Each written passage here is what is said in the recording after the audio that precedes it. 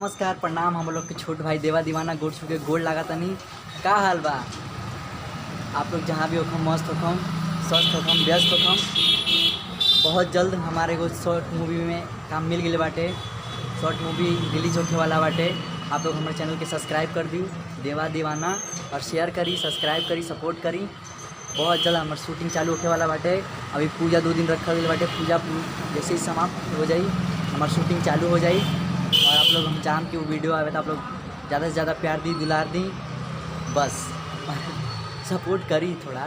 और सब्सक्राइब जरूर करी हमारे चैनल। और साथ में वो घंटा दबावल ना भूलें, घंटा जरूर दबाएँ। क्योंकि पूजा जब होला प्रसादी मिल जाए कौन फायदा जब तक घंटा ना दबावा था, घंटा ना हिलावा था।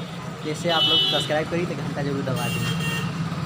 और बहुत जल्द हमारी शूटिंग चालू होने वाला बाटे। आप लोग के बीच में आई वीडियो, आप लोग उससे ज़्यादा ज़्यादा प्यार दें, हमारे यूट्यूब चैनल के सपोर्ट करी। बहुत जल्द शूटिंग होने वाला बाटे, चालू होने वाला बा। तब तक लिए हम आप लोग के एगो गाना सुना देते हैं।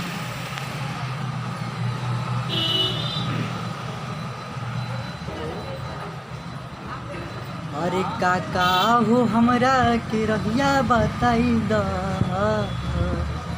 अरे बानी भुलाइल तनी घरे पहुँचाई द, कि ना जानी गौआ के ना ओ ये गो काली माई बाली हमारा गाँव, ओ ये गो काली माई बाली हमारा गाँव। जय हिंद, थैंक यू। सपोर्ट करी, सब्सक्राइब करी। वीडियो अच्छा लगी तो लाइक कर दें, मैं तो शर्ट से आगे घुसका दें, शेयर कर दें, मतलब बुलाएं जा मत। प्यार दी दिला दें आप लोग के छोटे भाई।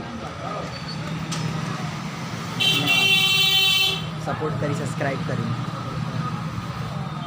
चैनल का नाम, यूट्यूब चैनल का नाम देवा दीवाना, भुलाएं जान मत।